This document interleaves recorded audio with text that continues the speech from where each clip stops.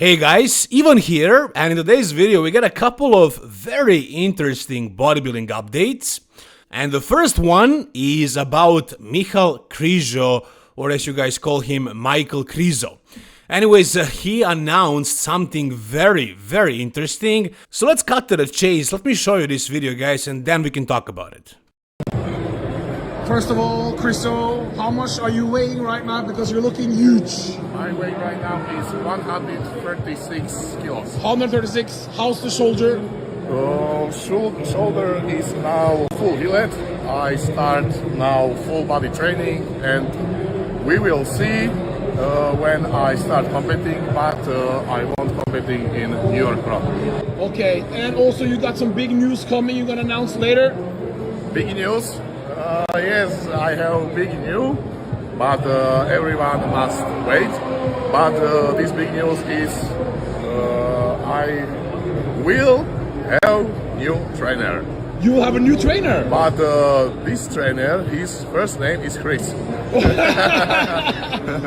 Alright, a couple of interesting things. So basically, Krizo right now is weighing 300 freaking pounds, even though he was injured, and I'm assuming he was off, whatever off means for him during this time, but he is heavy, man. He is 136 kilos, that's crazy. Yeah, he's a bit taller guy like Samson Dauda, and Samson is of course a lot heavier in the off season, but considering that Krizo was injured, he had a shoulder surgery, that's heavy, that's really big. And also, he says that his shoulder is fully healed. So for those of you who doubted that Krizo is gonna recover fully, there you go, he's healed, he's ready to start prepping now, he's gonna start his training. He was training legs so far and he was doing recovery work for his upper body, for his shoulder, but now he can start doing the complete body workouts and actually start prepping slowly for the New York Pro 2025. That's what his goal is, and he's probably gonna do a couple of other shows while he's in the US. He says California Pro might be the one, Detroit Pro is also near a New York Pro, so I don't know, we'll see, but New York Pro is in the plans. And the most interesting part of this interview is that Krizo finally got a new coach. So he says we need to wait for the announcement, but he kinda already told us who it's gonna be. So he said the coach's first name is Chris. And there are many coaches or trainers named Chris, like there is Chris Cormier, but Chris Cormier is not a coach, not at an elite level.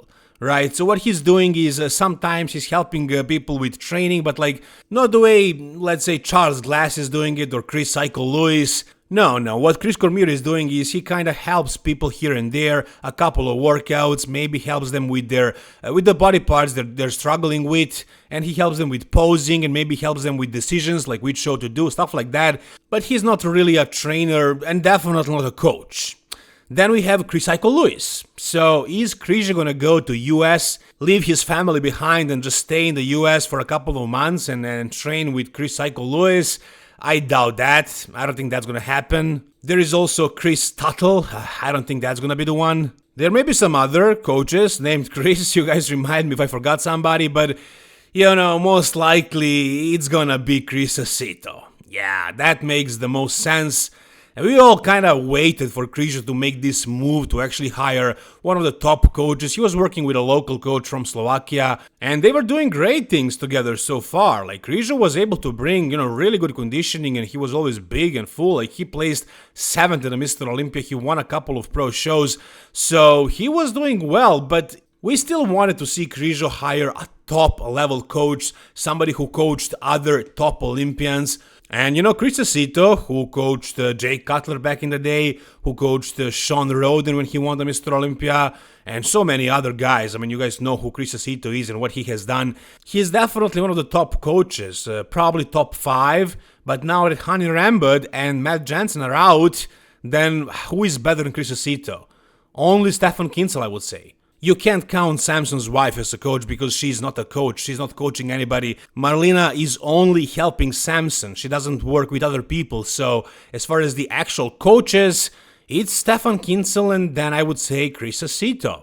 So I think Michal Krizo made a really good choice here. He hired Krizo, most likely. He never really said his last name, but what other Chris could it be? It's gotta be Krizo, and I think this is definitely a great thing for Krizo. I don't know who he's gonna face at the New York Pro. I'm thinking maybe Nick Walker again, maybe Martin Fitzwater as well. I know Martin is doing a Pittsburgh Pro, which is around the New York Pro time, and Nick Walker is competing at the same time, so New York Pro might be super stacked, but Krizo is gonna continue competing at the other shows like California Pro, as he said, and maybe Detroit, and I'm sure Krizo is going to win one of those shows and qualify for the Mr. Olympia. Now, with the help of Krizo, we can expect a fully shredded, ripped, and crazy-looking Krizo. I think it's gonna be really amazing. And now that he had some time to rest his body up because of the injury, and he didn't lose any muscle, any size, look at him right now, man. Like, he is full, he's conditioned as well. He looks big, he's heavy. You know, now that his body is super fresh, I think it's gonna respond so well. And I think we're gonna see the best version of Krizo we ever saw this year, actually next year at the New York Pro, now that he is most likely working with Krizo. Alright, the next thing we got is also very interesting. It's another thing about Matt Jansen. So apparently what he did, as you guys know, he stopped coaching top athletes. He kind of retired from coaching, and he did have that camp Jansen, which was consistent of a couple of coaches, under coaches, and they were working for Matt, with Matt. Maybe you guys know about some of them, maybe for example Justin Jacoby or Cameron Cheek.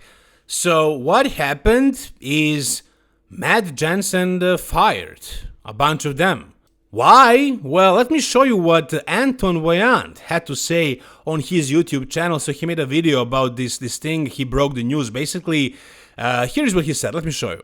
But Matt Jansen, behind Cam Jansen, fired Cameron Cheek and this other coach that's also working under Cameron. They're off the team. They kicked them out. And I thought the reason would have been like they did something wrong, but all they did, I think they just didn't support him online or something when all this shit went down with Matt retiring and Nick Walker and Quinton opening up, and then all these allegations came out against Cam Jansen. Alright, so as the time goes on, it's turning out that Matt Jansen is, well, a piece of work, basically. So this right here is Justin Jacoby. He's coaching, for example, Tonio Burton. You probably know about him. And apparently, based on what Anton says, Matt fired him and the other guy as well. Why? Well, based on what Anton says, it's because they didn't stand up for Matt when this whole mess started online. They never supported him. I don't know if they felt the same like the other guys, so they didn't want to say anything.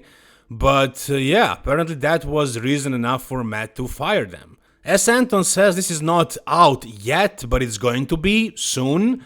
I don't know how Anton got this information, but he is well connected, he's a pro, he probably spoke to these guys, they told him that. So I guess we'll hear more about it soon. But as you can see right here in the post, Justin Jacoby says, Camp Jansen forever, with a heart emoji.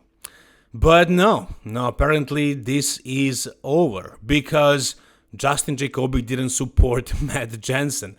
What a silly reason, man. I mean, what could he do? What could he say to support him?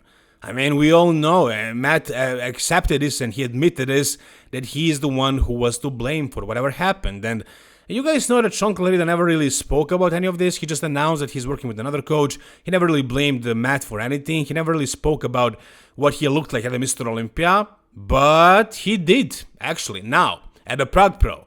Let me show you this as well. Dawson. Better than Olympia, huh? Much better than Olympia. Totally night and day. Fucking shit show, bro. Shit show. I know. And indeed it was. It definitely was exactly what Sean says it was. And Sean definitely came much improved to the Prague Pro. He still was lacking some of his legs, right? Like back, like last year, his legs were a lot bigger and fuller, but he managed to fix his upper body at least. And Matt Jansen did try to justify this by making a post and saying that they brought to the Mr. Olympia exactly what the judges wanted. But you guys know what happened, like, Sean over-dieted for that show and he was just a super small version of himself. and it was a mess. It was horrible. And this is exactly what he can look like just with a better peak week and a couple of weeks to work on bringing up the fullness. With the new coach, Stefan Kinzel, Sean managed to bring something much better and prove that what we saw at the Mr. Olympia wasn't him. Can he win the Mr. Olympia 212 again while Keon is still active? No, he can still play second at the highest, but he can definitely look much better when he has a coach that pays attention. So there you go, guys. Tell me what you think about this new drama with Matt Jansen. Alright, and finally, we got a new physique update from Regan Grimes, who finally managed to break that 300-pound mark. Now he is 303 pounds fasted weight, which is awesome. Here in this photo, under this awesome lighting, he actually looks harder than his previous photos. He is also working with Stefan Kinzel now, and I think things are clicking very, very well for him. I mean, is he gonna be a drastically improved version of himself? Well, you never know, maybe. I mean, even though he never really did a full-blown, super focused off-season so far, he was still able to make progress during the prep. And now that he is over 300 pounds, maybe Stefan Kinzel is actually pushing Regan to get bigger. I think that's what's very, very necessary. But I also just think that, simply working with Stefan Kinzel, I believe Regan is going to maintain a lot of the muscle that he had in the off-season and just get, harder and remain very full. I think Stefan is going to do a phenomenal job with Regan. How good can Regan really be, like in terms of Mr. Olympia potential? If he did an off-season, it would be a different story, but the way things are right now, I don't know, man. I mean, maybe he can be like top 8, we'll see. But yeah, he can definitely win a pro show and qualify for the Mr. Olympia. He has done that many times before, so that's not a question. The only question is how well can he place at the Mr. Olympia, and we'll see. We'll see. I mean, Regan has phenomenal genetics. I'm really curious to see what Stefan Kinzel is going to do with him, but Stefan has I don't even know, 10 open Olympians now, and he had 20 guys, actually 20 athletes at the Mr. Olympia in other divisions in total. So how many will he have next year? 50 in total? Can he really give enough attention to everybody? I don't know, but I'm pretty sure Regan is going to be at his top priority list because of his name. We'll see how well will Regan do, but yeah, the news is he broke the 300-pound mark, and that's awesome. Whatever you guys think, tell me down below in the comment section. If you guys enjoyed this video, give it a thumbs up. For more content like this, guys, please stay tuned, subscribe to my channel, help me reach that 50k subscribers mark. I think it's about time, guys. I'm very close. Help me out. If you're watching this and you're not subscribed, just please click the subscribe button. I would appreciate it very much. Once again, guys, thank you for watching. See you soon. All the best, and bye-bye.